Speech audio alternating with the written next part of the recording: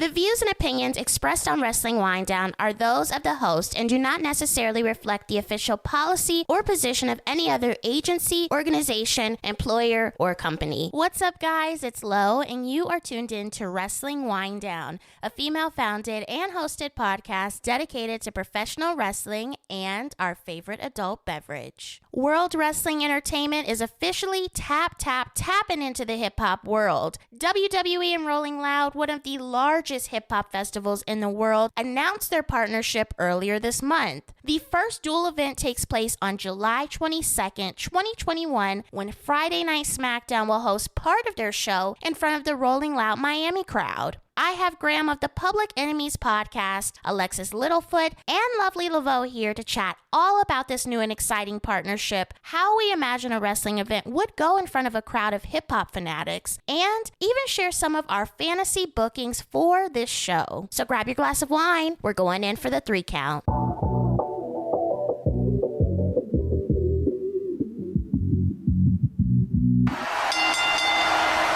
We are diving into the Rolling Loud WWE partnership today, and I have 3 incredible people to chat with me about it. I have Lovely Laveau here, Alexis Littlefoot, and Graham of the Public Enemies podcast. How are you guys doing?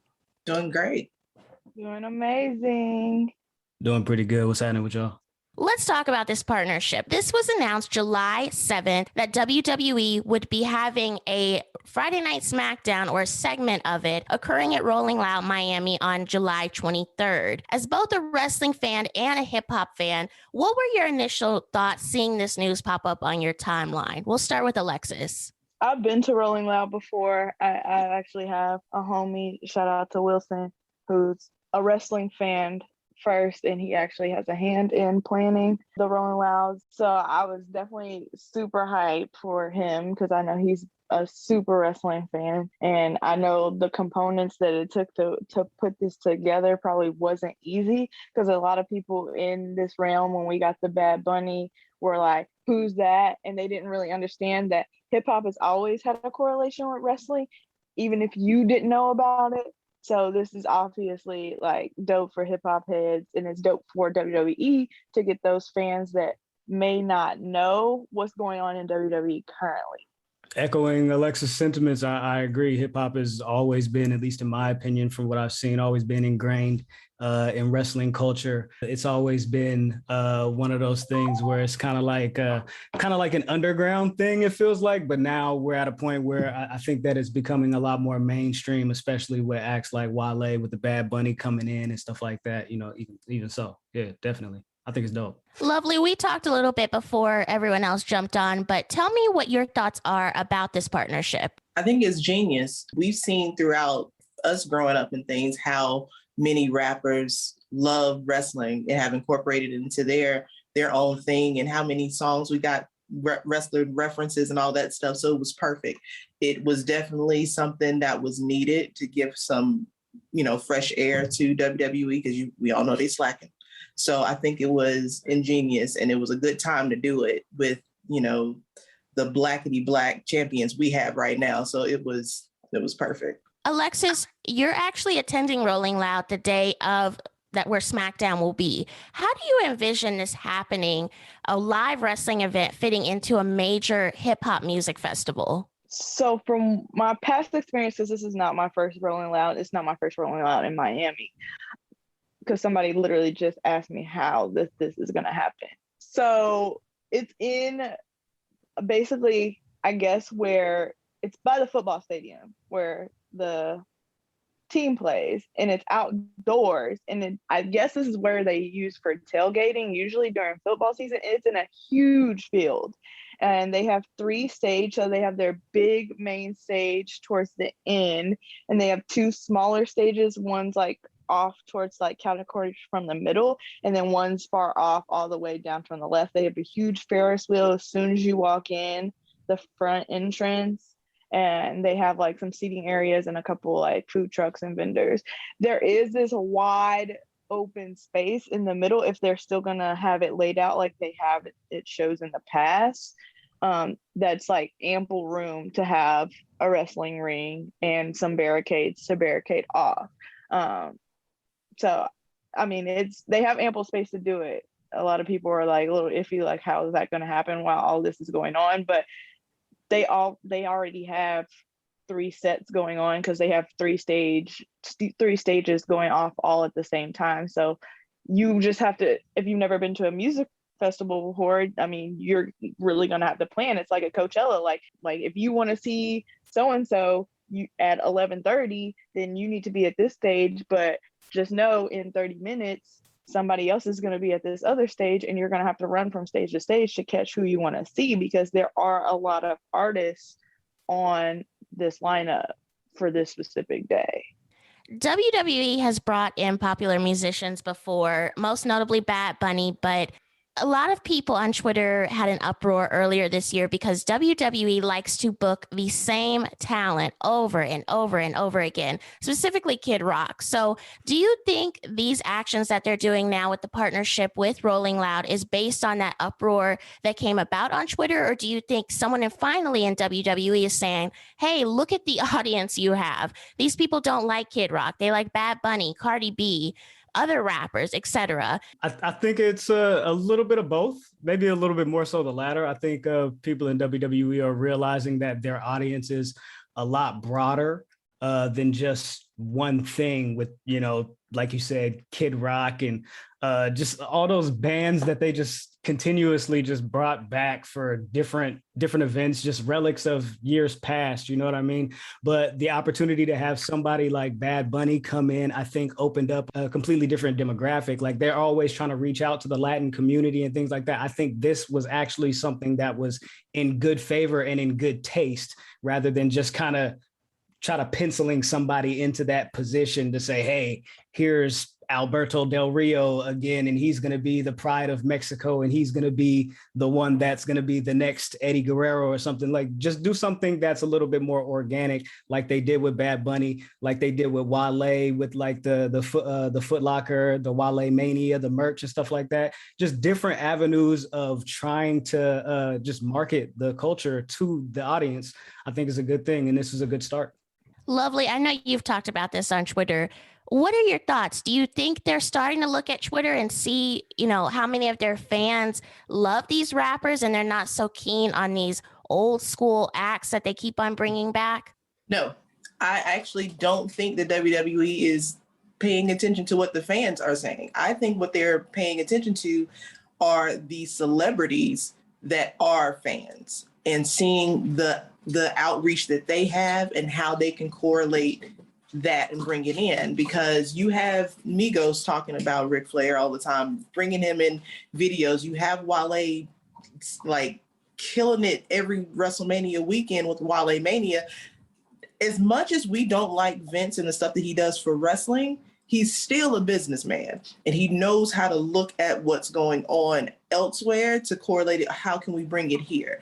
I really don't think it has anything to do with the fans themselves, like, us. It has nothing to do with us, because we're not generating that kind of buzz. We're just giving them revenue, and he knows he's going to get our money regardless, because we're here. He's looking at how, the world buzzed when Cardi B started talking about wrestling, being a wrestling fan. We started talking about how Megan Thee Stallion looks like she should have been in the Divas era. You're looking at the way New Day has crossed over and people are talking about them in mainstream. That's what I think this is about. We talked about how, Black WrestleMania was this year. I think those are the things that they are looking at, and they're like, okay, this is a huge demographic that feels unheard, that feels unrepresented, all of that stuff. Why not strike now? I think it's a genius marketing scheme, but I don't think it has nothing to do with us now. What about you, Alexis? I disagree a little bit with Lovely, just because if you watch the ESPYs like I did, and you saw most of the faces in that audience, most of the nominees on those awards were Black. 90% of the NBA is Black. 90% of the NFL is Black. And if you look at the WrestleMania that we just had, we got 2 Black champions on basically the same show, So it's like, I do think they are paying attention into where sports are going. You got LeBron James, who just starred in a movie that was basically all black cast. Obviously, being black is a trend, but you have the right faces to put in front of it. You have Kofi, who had this major push and obviously had already crossed over from a solo run before that. You got the New Day, who Big E is basically like the best person you could have for the show. I think he needs to be in Miami for sure, just because of how vocal he is and tying that hip hop. Because if you look at Big E, he was the hip hop head in the New Day. You know, they always talked about that, about his tie to music and Wale partnering with them. You know, do I think that they care about the viewership? Yes, because if we look back, I think I saw an article after the program with Bad Bunny was up, and it was like Latino viewership spiked because of the Bad Bunny partnership. And the same thing here. You got Cardi B up as the song for SummerSlam. She's pregnant. I know there was a lot of rumors talking about, oh, she's gonna perform at SummerSlam or she's gonna do something with Bianca at SummerSlam. That's the type of stuff that you need, because if you're trying to get Sasha Banks off as this queen, the boss, whatever, the biggest boss, and you got Nicki Minaj reposting her on social media, like that's what you need to get you into a new era. WWE has always done a great job at pushing themselves into the next era with the help of who's hot. They got Cyndi Lauper at what was the first WrestleMania. You know, you got Kid Rock, and as much as people did not like his music or do not like his music now, it was relevant for the time. So WWE, Vince McMahon has always had his finger on the pulse of, he might be old, but he's going to get his company to wherever it needs to be based on what this generation is doing. What's crazy is that we actually said the exact same thing. I said that he's not caring about what they talk about on Twitter. Like, as far as okay. we were literally saying the exact I got you. Yeah. When you said I was thinking like black people, like as viewers. I got you. I see. Because she was saying Twitter, like, do you think that it has something to do with no, he's not caring about what they're talking about. Like the wrestling fans on Twitter are talking about. Yeah, commentary has never been what he's worried about. You're right, for sure. We spoke a little bit earlier about this, but we talked about different superstars who should be in Miami. Alexis mentioned Big E. We know that there was a match announced on Talking Smack, a rematch between Carmella and Bianca Belair for the Smackdown Women's Championship. How are you guys feeling about this match? Do you think Sasha Banks will return in this moment, or you think they'll space her out to be a little bit closer to SummerSlam, or what are we seeing here? It would be smart to have her pop up now. That I don't really know, because I don't know, but I think it would be ingenious to have her pop up now. I think Bianca and Carmella, I think it's a good idea, solely because, you know, Bianca's obvious, but going back to Carmella's original gimmick and how she was the Staten Island, you know, princess, all that stuff, and her hip hop influence, I can see why they did that. Would I have preferred maybe a Bianca versus Sasha, or even bring Naomi over? Yeah, but I can understand why they did that. Definitely, like Alexa said, Big E has to be there. Like it would make no sense to not have him there. And I don't want it to be like, you know, bring all the black talent, which y'all know me, I would like that. But I think it would be good to also bring the Carmellas, bring the people that we already know are also influenced by the hip hop culture, to kind of bridge that gap. They got to play this hand really smart, because it can go perfectly or it can fizzle. So that's going to be up to them. Alexis, I think you mentioned that they have to kind of split the champions up, so we might not see Roman Reigns at Rolling Loud. I think that you have to keep in mind they have a whole show that people paid tickets for directly to the WWE. You know, Rolling Loud, they've already sold those tickets to people that probably don't even realize that the WWE is going to be there. True. They're trying to get money in two places. So for them to send both champions, because they've already announced that Bianca's going to be in Miami for sure, it wouldn't play out in Cleveland how they would want to play. Because at that point, then they should have just had the show in Miami. That's true. So I definitely think that Roman, with whatever the fallout happens from Money in the Bank, he will have to be in Cleveland for this time, because let's keep in mind that this is just the first partnership. There are 2 other Rolling Loud shows this year, one in New York and one in LA. This is definitely, from what I've heard, that this is not the one and only partnership with Rolling Loud. This will continue to be a partnership. So I definitely think that the Usos need an opportunity to be a part of this Rolling Loud partnership, because they're so street and they're so hip hop influenced as well. I think Carmella is genius, just because this first night has a lot of New York artists on there, and if she's still being billed from Staten Island like she is, then that would be smart to send her there. But I think that Raw will get its chance, especially with, I think in October is in New York, and then in December they're in LA.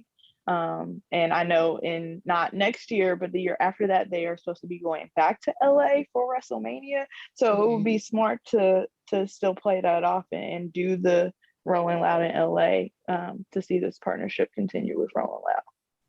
That was a lot. I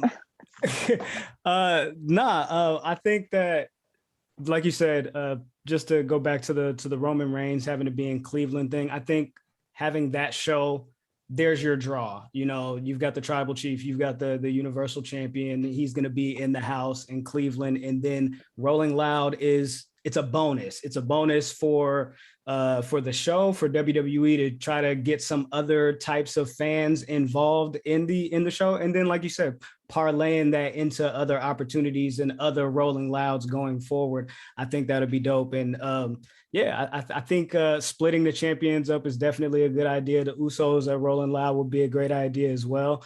I think Baron Corbin, if he wasn't in this current happy Corbin or sad Corbin state, he would be a good person to probably get some heat down there for a good baby face, or an entertainer or a rapper to come in and get involved in the show. Let's get into some fantasy bookings. When this was first announced, a lot of people were thinking, well, oh my gosh, there's this huge lineup of hip hop artists. You have this huge roster of WWE superstars. There's so many people that could, quote unquote, go up against each other. So we're going to do a little bit of fantasy booking. We're not going to limit it to Smackdown superstars, though. We're going to open it up to Raw. We're going to open it up to NXT. Who would you like to see square off with certain musicians? So when I was doing my research, I saw a lot of Soulja Boy versus Randy Orton based on their whole Twitter feud that they had, a couple months ago. I saw the Young Dolph versus Dolph Ziggler, because they both have the same names, and a couple more. I know. That's hilarious. We will start with Graham. Who are some fantasy bookings that you would absolutely like to see at this type of event? All right. So you said to do some fantasy bookings, and I got a little bit carried away. I'm going to be honest with you. Going back to the earlier comment, I forget if it was Lovely or Alexis that mentioned, Ric Flair coming out and being involved with Offset and Amigos and stuff like that. Mm-hmm. I was like, yo, wouldn't it be dope if Ric Flair came out to do a promo? Because, of course, he's familiar. He's a big name. Everybody's going to cheer Ric Flair. And then maybe somebody like Dolph Ziggler and Robert Roode come out to interrupt and berate him. And then you get Offset and you get 21 Savage, who's on the bill, to come out and defend Ric Flair and do Ric Flair drip. I think that'd be something dope. That probably wouldn't happen. But other matches I would like to see, you could get maybe like Wale and New Day together to do like something with the Hurt Business if they were together. Roddy Ricch versus Roderick Strong. I think that'd be cool. Chief Keef versus Keith Lee if he was available. I got a Post Malone versus Jinder Mahal or Sami Zayn idea. And I had a bunch of different ideas. There's a ton of them. Like I booked the whole card. And I'm just gonna slow down. Alexis, what about you? I kind of got like a bring in the legends type of feel, so I definitely did the Ric Flair with the Migos come in and cut a promo. I got Travis Scott and Mick Foley just because the whole Cactus Jack situation. That's my thing. I love I had a collection called Foley World that was all a play of Mick Foley stuff. with the Astroworld ties. Of course, the City Girls with Bianca Belair would be so fire. Cardi B or Megan Thee Stallion with Sasha Banks would be a good matchup too, and they could all face off, like maybe Megan and Sasha versus the City Girls, with probably Carisha as the manager and JT and Bianca versus them. You gotta just have the lady rapper, since female rap is the biggest thing right now. And I think they'll probably try to tie that in, hopefully, if they're smart, on Friday, for sure. Lovely. Let's hear yours. I immediately had City Girls versus Bianca Belair and Naomi. That was my dream match. That would just do it for me. And then I was like, because I focus really more on the women. I wanted Megan Thee Stallion versus Charlotte. I don't know what it is about that, but it just seems to me like that would go. You know what I mean? I would like to see New Day versus Migos. Have Ric Flair come out with Migos, of course. For some reason, I won't. You remember when Floyd and Big Show had their spot and he knocked out Big Show? I just want the baby to punch somebody. I don't know who yet, so I guess it would be good, like him and Baron Corbin, bringing that in from Graham, like having the baby knock out Baron Corbin. I would pop for that. I think one person I want them to incorporate is Shinsuke Nakamura, because I think hip hop fans that don't know who he is, I think it's something about him they would probably pop for. So I think having like Travis Scott rap with Booze and have Shinsuke out there just doing his Shinsuke thing, that'd be super cool. I'd be there. So, Alexis, you mentioned you would like to see the City Girls have some involvement on the Smackdown card. Is there anyone else that we could see possibly getting involved on this Smackdown part of Rolling Loud? Going back to the City Girls thing, because I had an idea in regards to like a 5-on-5 match that I think would be really cool. And it was Charlotte, Eva Marie, Nia Jax, Mulatto, and Carmella versus Naomi, the City Girls, Natty, and Bianca. I think having people from SmackDown on the show, as far as like who would be there, like you mean like realistically, as far as like who? Well, I mean like maybe if some of the musicians were to get involved in the show, I'm wondering if they, if they did have the City Girls maybe pop in, or they had, another rapper pop in, who could you realistically see popping into the episode of SmackDown? I mean, it would have to be someone well known in the hip hop community and someone that wrestling fans might know. I would think it would be Travis Scott. I got one. Travis Scott would be a big one. I got one. We in Miami. It's his city. The biggest boss, Rick Ross. Oh. If we gonna bring back Sasha and she's the boss, she's the blueprint, you gotta have the biggest boss, Rick Ross, in your corner. Like, that would only make sense, especially if we don't know what's gonna happen in Money in the Bank. She might come back in Money in the Bank and win the contract. We don't know. Like, true. Boss in the bank. This is wrestling. Everything is, it's predicted, but it's not predictable at most times, so you don't know. I definitely want to save her and have her come back at Rolling Loud. I feel like with the ESPYs coverage, people now know like these two Black girls that they probably didn't know. People sitting in the audience for the ESPYs probably didn't know, like, what the heck is this WWE moment doing at the ESPYs? But now you see two Black women main evented the biggest wrestling event in that company, and it was for the first time ever, and this company's been in business for how long? Like, that shocks people, and it still shocks people when I tell them that happened for the first time.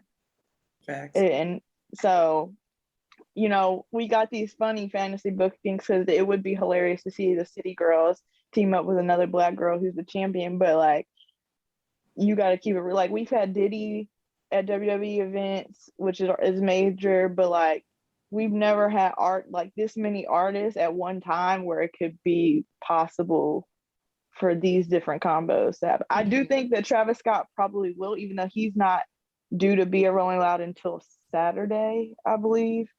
So, but I do know he will be there the whole weekend, and it would be cool to see, because he does have a lot of wrestling background. If you guys watched his documentary on Netflix, like in the credits, you could see he was like wrestling with his friend or his brother, and they were like pretend wrestling. And he knows where the phrase Cactus Jack came from. He knows who Mick Foley is, so he definitely was a wrestling fan at one time. I mean, who wasn't? What rapper do you know that did not watch Shawn Michaels, did not watch The Rock? I mean, very rare.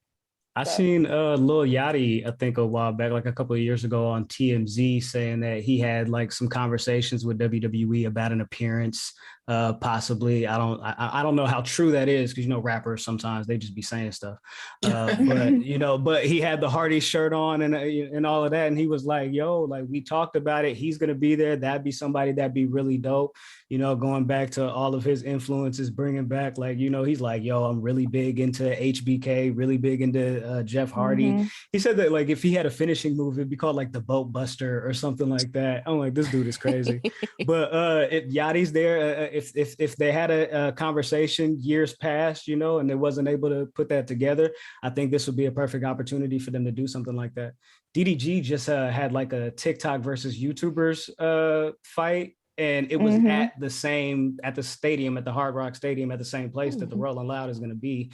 So him trying to ingrain himself into like fight culture and like doing a lot more, that'd be pretty cool. But bigger names like Yachty or somebody would be dope. Yeah. Lovely. Who do you see realistically getting involved here? I actually just looked at the entire list for all 3 nights. Y'all didn't tell me T-Pain was on this list. T-Pain Sunday. First of all, he's not Friday. Yeah, he can do no wrong to me. Anything he does is gold. But I can see T-Pain, because of his comedic skills, you know, all of that stuff. If he was there Friday, I can see him doing something, and that will go back to Baron Corbin. Really has to be a part of this, because he's like the spot monkey for this whole thing. Like have Baron Corbin do that whole Corbin fun thing that he got going on. Have T-Pain come out and kind of like, you know, that thing that he just did online where he just spazzing about music, doing something else, something different.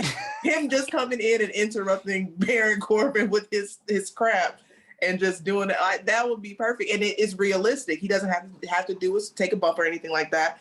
It brings into something that is relevant because it just happened. Everybody's talking about it. And people were correlating that with wrestling and how we all feel about WWE and wanting them to do something else. So to me, that'd be perfect.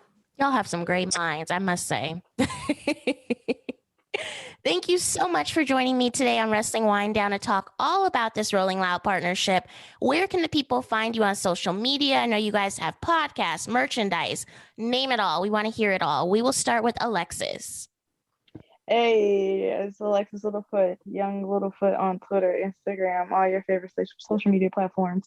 I have a merch website. I actually conveniently have a Little Kim Sable mashup shirt designed by the beautiful Lauren Moran on the artwork. It is on alexislittlefoot.com/shop. Go pick it up. It's on sale right now for $22. Graham, where can the people find you? They can follow me at Oh My God Graham on Twitter, Instagram, whatever, all the socials. And of course, follow the Public Enemies at The Enemies POD on Instagram. And finally, Lovely. Of course, on Twitter, you have Lola Blue. That's LOLA_BLUU. On Instagram is Just Me Lovely, just like it sounds.